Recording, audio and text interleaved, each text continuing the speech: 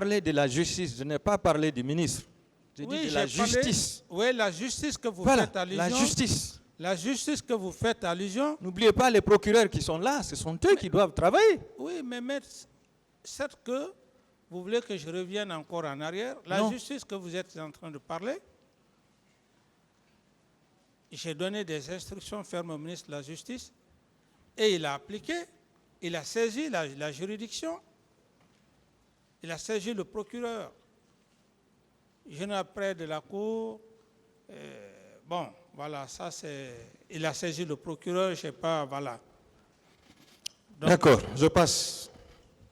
Vous avez toujours dit et répété ici que vous n'aviez donné ordre ni au ministre de la Sécurité présidentielle, ni au ministre de la Sécurité, ni au chef d'état-major de la gendarmerie, ni au ministre chargé des services spéciaux à l'effet d'aller maintenir l'ordre au stade le 28 septembre et les quartiers environnants.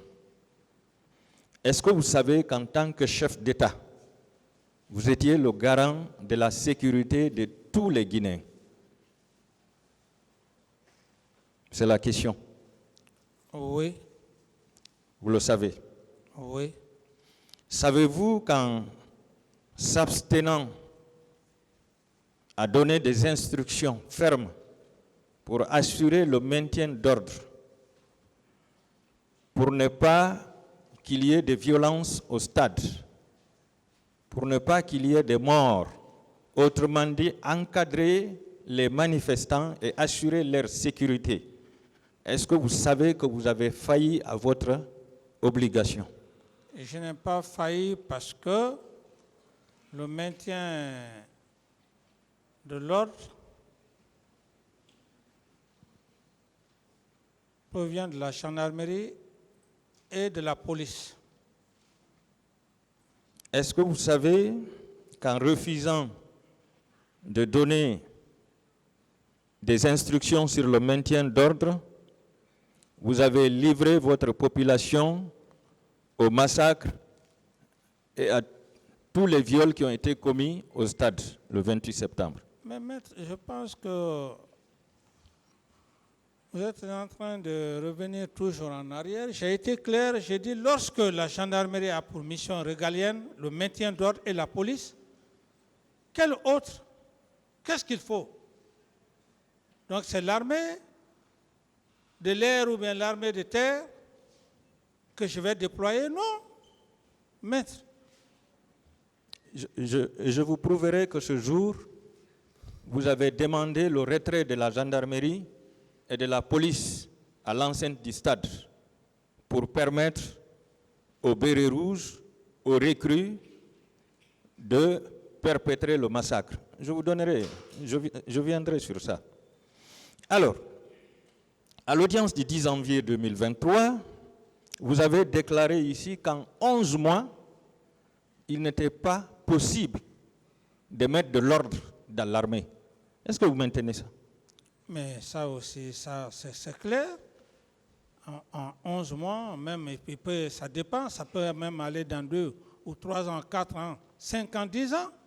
Alors, selon vous, quelles sont les conditions qu'il fallait remplir pour mettre de l'ordre dans l'armée? Et en combien de temps? En tant qu'officier d'état-major général? D'abord, la réorganisation d'une armée ne se fait pas par bague magique. Ça se fait progressivement. Chacun vient, il fait ce qu'il peut faire. Ce n'est pas une bague magique qu'il faut donner tout d'un seul coup, non. On n'a pas affaire avec des animaux, on a affaire à des êtres humains. Donc ça peut prendre du temps. Ce que ça peut prendre, ça va progressivement. Pourtant, Monsieur le Président, dans l'armée de terre, à part le régiment commando de la garde présidentielle, on ne remarquait pas d'indiscipline. Dans l'armée de l'air, on ne remarquait pas d'indiscipline. Dans l'armée de mer, on ne remarquait pas d'indiscipline. Seulement au niveau du régiment, Et le régiment relevait de vous, Monsieur le Président. Donc si ce régiment a perpétré ces massacres, alors que ce régiment était sous vos ordres, vous devez quand même vous sentir comme étant le premier responsable de ce massacre, Monsieur le Président. Ce que vous devrez comprendre, maître, l'armée n'est pas un lieu où on peut éduquer. Chaque citoyen, chaque personne vient avec une éducation de base au sein de l'armée. Et quand cela se passe, l'armée ne fait que contribuer à cette éducation de base. Donc, tout ce que vous dites, ce n'est pas moi qui vais aller, si quelqu'un est indiscipliné ou bien si quelqu'un doit faire ceci, cela. Je ne peux pas être là à suivre un à un. Il y a un principe dans l'armée, il y a un règlement dans l'armée. Et c'est pour cette raison d'ailleurs qu'on parle de l'indiscipline. Alors, il n'est pas dit quelle que soit une armée. Il y a toujours ces cas d'indiscipline.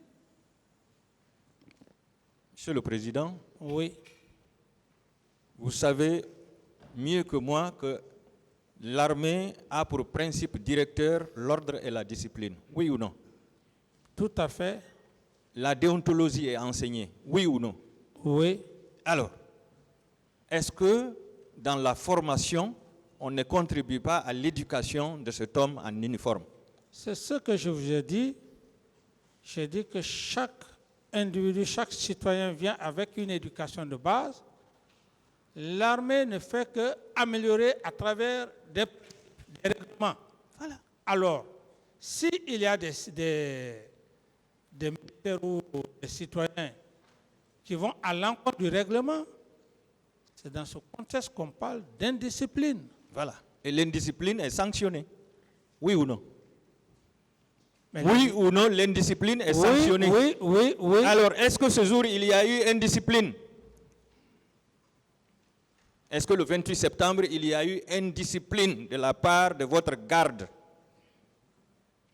Mais j'ai été clair ici, maître, sauf que vous voulez que nous reprenions encore... Est-ce qu'il y a eu indiscipline? Bien sûr, oui, il y a eu... Est-ce que cette indiscipline a été sanctionnée par vous? Je l'ai dit haut et fort que j'avais pris des dispositions et ces dispositions prises n'ayant pas escompté les résultats, du moment que les résultats n'ont pas été escomptés, je me suis référé à la justice. Monsieur le Président, vous savez qu'il existe des sanctions administratives, des sanctions disciplinaires et des sanctions judiciaires, oui ou non? J'en ai déjà parlé de ça. Voilà. Maître. Vous n'avez entrepris aucune sanction administrative, aucune sanction disciplinaire. Est-ce que le peuple peut vous croire avec ça, que vous aviez pris des dispositions? J'en ai déjà suffisamment parlé, mais je ne vais plus revenir à la discussion. Je passe. Alors, le 28 septembre 2009, entre le général Sekouba Konaté, le feu général Mamadouba Toto Kamara et le lieutenant Aboubakar Sidiki Diakité dit Toumba, et vous-même, à qui le massacre a profité, Monsieur le Président?